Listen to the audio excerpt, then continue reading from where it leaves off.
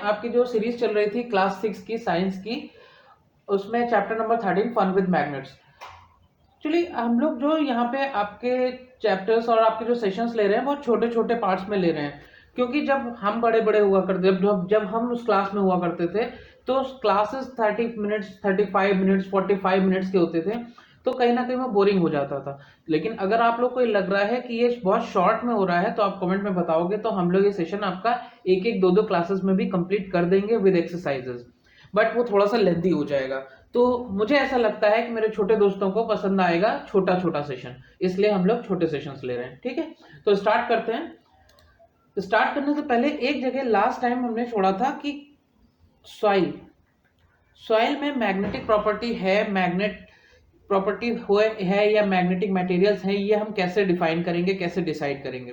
तो देखो हमारे पास इस तरीके का एक बार मैग्नेट तो होता ही है, एक तरफ रेड कलर होगा, एक तरफ ब्लू कलर होगा। आपने बुक्स में भी देखा है, इंटरनेट पे भी देखा है, मैंने जो आपको सेशंस दिखाए थे, जो आपको लास्ट सेशन था उसमें भी दिखाया हुआ है। तो क्या करोगे, थोड़ी सी मिट्टी बाहर से ले आओ किसी भी चीज में रख के, और ये वाला बार उसमें बार मैग्नेट उसके अंदर डाल देंगे। बार मैग्नेट रखने के बाद हम उससे बाहर निकालेंगे और बहुत ही लाइट हैंड से कॉटन के कपड़े से इसको क्लीन करेंगे। लाइट हैंड से इसलिए क्योंकि अगर मैग्नेटिक मटेरियल कोई भी चीज उस पर चिपकी होगी तो कोई पेस्टिंग तो हुई नहीं है, फेविक्विक तो डाला नहीं है ना, तो फिर कि जिसकी वजह से वो परमानेंटली उसमें चिपक जाए, वो एक मैग्नेट की प्रॉपर्टी है। तो बहुत लाइट हैंड से करने के बाद अगर ये बार मैग्नेट हमारा क्लीन हो जाता है, इसका मतलब इसमें कुछ भी नहीं है, मैग्नेटिक प्रॉपर्टी मैग्नेटिक मटेरियल कुछ भी नहीं। लेकिन अगर इसमें कुछ भी पार्टिकल्स यहाँ पे स्टिक करे हुए दिख जाते हैं, हमको बच जाते हैं क्लीन करने के बाद, तो हम ये कह सकते हैं कि इस सॉइल में आपके मैग्नेटिक प्रॉपर्टी है, मैग्नेटिक मटेरियल्स है। यानी क्या क्या हो सकता है उसमें, पॉसिबिलिटी किस चीज की है, निकल, कोबाल्ट और फर्स्ट एंड फॉरमोस्ट आयरन। ठीक है, ये तो मेजर होगा, इनमें से कोई हो सकता है।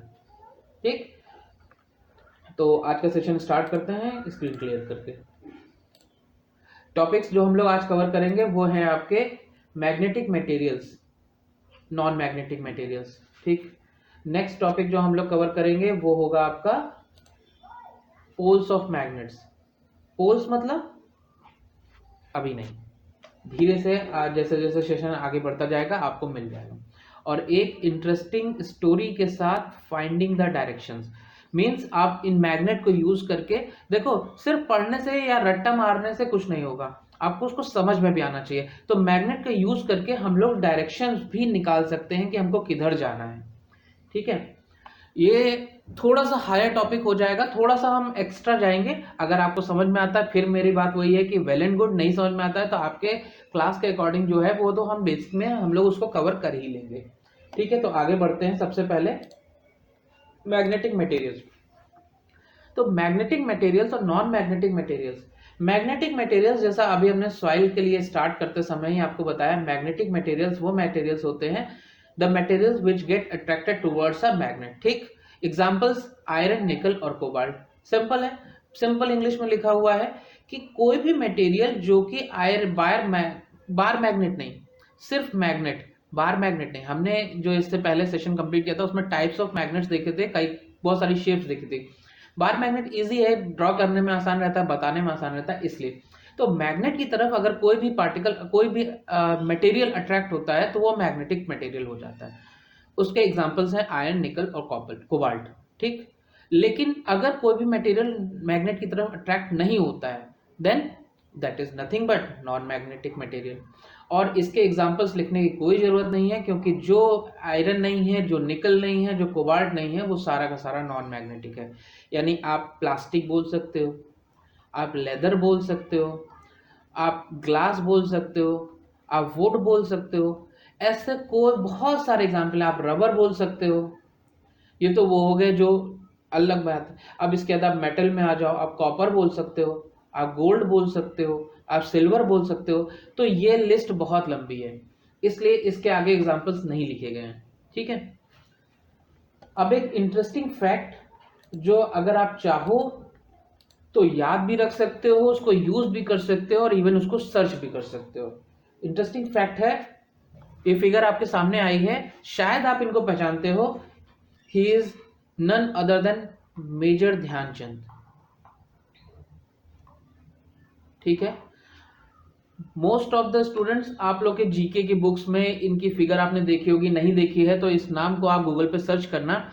ये हमारे इंडिया के हॉकी के बेस्ट प्लेयर थे, ठीक है, दी बेस्ट। ये आर्मी से नहीं थे, लेकिन इनको ये पोस्ट मिली थी, ऑनररी पोस्ट थी।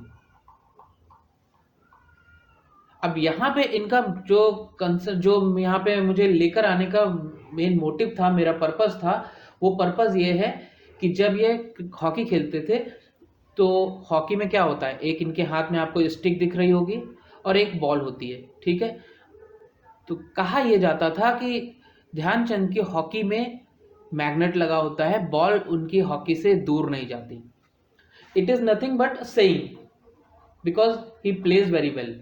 उनसे अच्छा प्लेयर कोई नहीं था इंडिया में, ठीक है।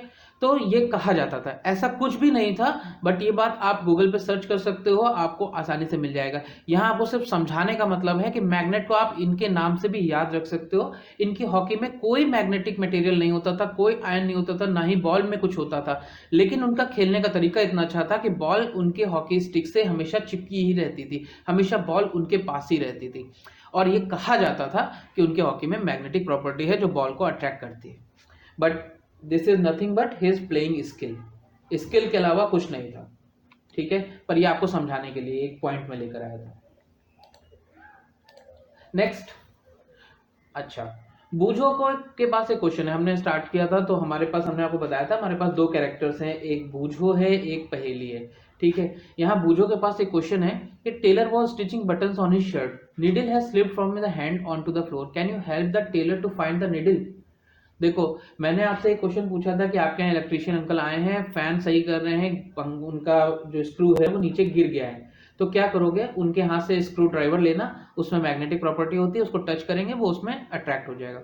सिमिलरली क्या होता है कि ये जो टेलर अंकल हैं, इनके हाथ में, ये अपने हाथ में एक रिंग पहनते हैं, इस रिंग में मैग्नेटिक प्रॉपर्टी होती है। तो जैसे ही ये बोला गया है कि ये जो नीडल है ये इनके हाथ से नीचे गिर गई है, और शायद वो जो बेस है, फ्लोर है, वो कुछ इस कलर का है कि मैच हो रहा है नीडल के कलर से, दिखाई नहीं दे रहा, तो वो अपने हाथ को सिंपली इस तरीके से ऐसे समझ लो कि ये फ्लोर है, इस फ्लोर पे अपना हाथ ऐसे चलाते हुए चले जाएंगे तो नीडल कहीं पर भी होगी, उनके रिंग में आके अटैच हो जाएगी, चिपक जाएगी, और उसके बाद उनको नीडल मिल जाएगी, ठीक है। तो बूझो को ये आंसर बता देना। नेक्स्ट आगे बढ़ते हैं, ये आ गया आपके tailor uncle. Next, poles of magnet, हमारा पोल्स ऑफ मैग्नेट है। देखो, पोल्स, फिर से बात वही है कि मैग्नेट हम यहाँ पे ये वाला मैग्नेट लेते हैं, समझाने में ज्यादा आसान होता है। अब क्या करो, कैसे, देखो पहले फिगर देख लो एक बार। अच्छा, ये तो आपने देख ही रखा है। अब क्या करो, थोड़े से आयरन फिलिंग्स लाओ। आयरन फिलिंग्स का मतलब होता है आयरन का बुरादा, जहां पे ब्लैक स्मिथ काम करता है वहां पे आपको ये आसानी से मिल जाएगा। नहीं मिल रहा है तो ऑल पेन्स ले लो, पेपर में जो लगाई जाती है। ये भी नहीं मिल रहा है तो स्टेपलर की पेन ले लो, सेफ्टी पिन्स ले लो, कुछ भी ले लो, बस थोड़ी सी ज्यादा ले लेना, और उसको इस तरीके के बार मैग्नेट पे थ्रो कर दो, सिंपल। आप एक मैजिक देखोगे, बार मैग्नेट के इस वाले एंड पे और इस वाले एंड पे सबसे ज्यादा iron filings, all pin, stapler pin जो भी आपने लिया है वो स्टिक करेगा। अगर आपके 10 है तो आप मान लो कि 3 to 4 यहाँ पर होंगे, 3 to 4 यहाँ पर होंगे, और बाकी बचे हुए इस पूरी बॉडी पर कहीं पर भी हो सकते हैं, ठीक है। ये बताने का मतलब है कि मेजॉरिटी यहाँ पर, इन जगहों पर, इस एंड्स पर होगी। अगर आप इसी तरीके से ये वाला मैग्नेट ले लोगे, ये कौन सा है, हॉर्सशू मैग्नेट, तो यहाँ पर इस जगह पर और इस जगह पर होगा, और थोड़ा बहुत पार्ट, कुछ जो बच्चे कुचे होंगे वो यहाँ पर होंगे, ठीक है। यहाँ पे देखो, ये बताने का मतलब सिर्फ इतना सा है कि ये जो, आप इसको क्लियर कर देता हूँ मैं तो समझ में आएगा आपको आसानी से। ये जो बार मैग्नेट है हमारे पास, यहाँ पर मैग्नेट की स्ट्रेंथ सबसे ज्यादा होती है, यानी magnetic property, magnetic power maximum होती है। और मैग्नेटिक पावर मैक्सिमम कहां पर होती है, that place is called nothing but poles, ठीक है। और पोल्स कितने होते हैं, 2 पोल्स होते हैं। अब आप देखो, एक इंटरेस्टिंग फैक्ट फिर से मैं बता रहा हूं। ये आपके पास बार मैग्नेट है, फॉर इंस्टेंस मान लेते हैं कि ये 8 सेंटीमीटर का है, इसको यहां से ब्रेक कर दो, जहां मैंने लाइन खींची है, तो क्या होगा, ये 4 सेंटीमीटर के दो बन जाएंगे। यहाँ पर नॉर्थ था, यहाँ पर साउथ था, मान लेते हैं। तो जब हम ब्रेक करेंगे ना, तो यहाँ पर तो नॉर्थ ही रहेगा, यहाँ पर साउथ रहेगा, बट क्या होगा, मैजिक, ये ब्रेक होते ही फिर से नॉर्थ साउथ बन जाएगा। फिर इनमें से किसी भी एक पीस को अगर आप ब्रेक कर दोगे तो ये 2 सेंटीमीटर के बन जाएंगे, फिर से नॉर्थ साउथ करते करते करते करते अगर आप एक एटम तक भी जाओगे ना, तो आपको नॉर्थ और साउथ दो पोल्स मिलेंगे। ये क्यों होता है, ये आगे आने वाली क्लासेस में आपको समझ में आ जाएगा, बट अभी के लिए ये एक इंटरेस्टिंग फैक्ट है, इसको आप समझ सकते हो और फिलहाल के लिए इसको चेक कर सकते हो। कहाँ पे, गूगल पे, इंटरनेट पे, कहीं पे भी, कि ये जो बताया है सर ने ये कितना ऑथेंटिक है। ठीक है, तो जो मैंने बताया था स्टिक होने का, वो ये फिगर आपको एग्जैक्ट दिखाई देगी कि ये कहना चाह रहे थे। जब आप आयरन फिलिंग्स को डालोगे तो इस तरीके की फिगर आपको दिखाई देने लगेगी। ये देख रहे हो, मैक्सिमम जो पोर्शन है वो यहाँ और यहाँ पर है, थोड़ा बहुत यहाँ पर होगा जो यहाँ पे शो नहीं किया गया। Next topic, finding the directions. देखो अभी आप वो 6 स्टैंडर्ड में, 6 से धीरे धीरे करके आप 10th में जाओगे, 10th से 12th में जाओगे, 12th से आप ग्रेजुएशन करोगे, ग्रेजुएशन के बाद आप अगर कंपटीशन में एग्जाम दोगे, तो कंपटीशन एग्जाम्स में डायरेक्शन फाइंड करने के क्वेश्चंस बहुत ही कॉमन हैं, बहुत ज़्यादा आते हैं। तो अभी मेरा मतलब आपको ये नहीं है कि आप ग्रेजुएशन से सीधे 6 से सीधे कंपटीशन के, लेकिन आप इस डायरेक्शन को, इस फिगर को हमेशा याद रखना, ये आपके हमेशा काम आएगा हर जगह पे। नॉर्थ साउथ ईस्ट वेस्ट, इसको भी आप चेक कर सकते हो। कहाँ पे, क्या है ये, NEWS, न्यूज़ के प्लेटफॉर्म में जब आप न्यूज़ की इमेज डालोगे, गूगल पे चेक करोगे तो आपको इस तरीके का फिगर आ जाएगा। ठीक है, ये डायरेक्शन बताने के लिए होता है, 3D फिगर होती है। ये जैसा आपको दिख रहा है कि एक इस प्लेन में है, एक उस प्लेन में है, मतलब आपको ये पेपर पे 2 डायमेंशन में दिख रहा है, बट अगर आप इसको 2 स्टिक्स के मदद से बनाने की कोशिश करोगे तो एक स्टिक ऐसे और एक स्टिक ऐसे आपके ऊपर नीचे आ जाएगी। और उसके बाद इसको क्या करना है, एक यहाँ पर पिन पॉइंट पे, इस पॉइंट पे एक पॉइंटेड चीज से खड़ा कर देना, तो और उसके बाद इसको रोटेट कर दो, तो ये कुछ भी डायरेक्शन नहीं बताएगा, बिकॉज ये आपने वुड से बनाया होगा, पेपर से बनाया होगा। बट अगर आपने इसकी जगह मैग्नेट्स यूज कर लिए होंगे तो ये आपका ये वाला डायरेक्शन बता देगा। तो अभी सिर्फ आपको मैं ये एक तो ये एक्सपेरिमेंट बताया मैंने, ठीक, इसको आप अपने साइंस एग्जीबिशन में यूज कर सकते हो। दूसरी चीज है कि कभी भी आपको डायरेक्शन फाइंड करना हो, किसी भी डायरेक्शन में आप खड़े हो, तो आप हमेशा ये वाला फिगर याद रखना, नॉर्थ साउथ ईस्ट वेस्ट। अब डायरेक्शन फाइंड करने के लिए एक स्टोरी जो आपकी बुक में दी हुई है, वो इनकी दी हुई है। एक राजा साहब थे, राजा का तो क्राउन होना चाहिए, तो राजा साहब थे। इनका ओरिजिन बताया जाता है चाइना का। इनके पास एक इस तरीके का चैरियट था, और ये एक डॉल कह लो, क्लाउन कह लो, कुछ भी कह लो, ये इस तरीके का एक इनके पास क्लाउन था जिसका एक आर्म जो था that is always pointing towards south. तो जब भी ये कहीं भी जाते थे, इनके अगर रास्ता नहीं मालूम होता था, तो इस डॉल के पॉइंटेड आर्म से ये वो रास्ता ढूंढ लेते थे। ठीक, ये तो हुआ इनका तरीका। अब आप कैसे रास्ता ढूंढोगे, तो आपके रास्ता ढूंढने के लिए देखो, एक इस तरीके का बार मैग्नेट लो, बार मैग्नेट को सेंटर से बिल्कुल एक स्ट्रिंग से बांध दो और फ्रीली किसी भी चीज पे इसको सस्पेंड कर दो। अगर आप इसको करोगे तो जैसा आपको पता है कि नॉर्थ साउथ, तो ये जिस डायरेक्शन में ओरिएंटेड होगा, मतलब जिस डायरेक्शन में आके रुकेगा, अभी आप इसको छोड़ दोगे और वहां पे अगर एयर नहीं होगी, हवा नहीं होगी, बिल्कुल कोई डिस्टर्बेंस नहीं होगा, तो ये किसी ना किसी एक डायरेक्शन में आके स्टॉप हो जाएगा।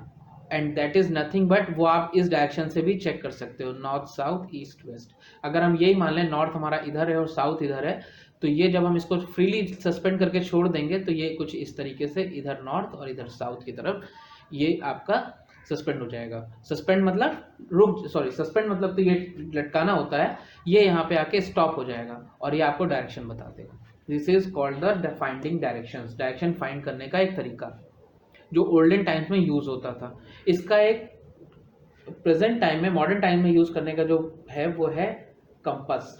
मैंने स्टार्टिंग में भी यूज किया था ये टर्म, मैग्नेटिक कंपास, इसीलिए मैंने बार बार बोला है कि सेशन 1 को आप जरूर करना, उसके बाद ही इस सेशन को आप लोगे तो आपको समझ में आएगा। आई बटन पे लिंक आपको इसका मिल जाएगा, ठीक है। तो देखो क्या है, ये चैप्टर यहाँ खत्म होता है। जो मैंने बताया वो ये फिगर में आपकी बुक में भी दिया हुआ है, आप इस फिगर को देख के इस चीज को एक्सपेरिमेंट में यूज कर सकते हो।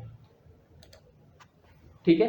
पहेली, अब पहेली के पास एक क्वेश्चन है, अभी तक बूझो के पास क्वेश्चन था इससे पहले, अब पहेली के पास क्वेश्चन है। पहेली बोलती है कि मेरे पास एक ये मैग्नेट है, एक ये मटेरियल है बार मैग्नेट की शेप का, और एक ये मटेरियल है बार मैग्नेट की शेप का।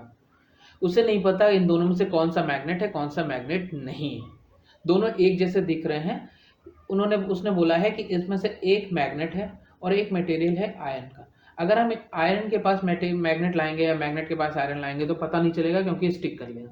लेकिन अगर हमारे पास एक और मटेरियल है जो कि आयरन का है, हमको पता है, वो हमारे पास लॉक हो सकता है, की हो सकती है, घर में रखी हुई चाकू हो सकती है, कुछ भी हो सकता है, बहुत सारे मटेरियल्स होते हैं।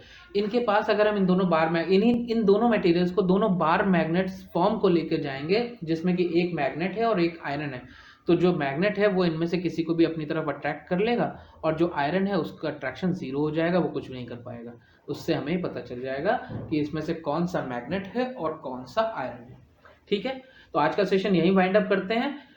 मैं फिर से बोलूंगा कि इस सेशन को कंप्लीट करने से पहले, अब यहाँ पे हम लोग वाइंड अप करने आ रहे हैं, तो फिर भी अगर आप लोगों ने देख लिया है तो आई बटन पे जो लिंक दिख रहा है उसमें जाके सेशन 1 पहले पढ़ना, फिर इसके बाद एक बार इसको फिर से पढ़ना, तभी ये चैप्टर समझ में आएगा, तभी ये सेशन क्लियर होगा।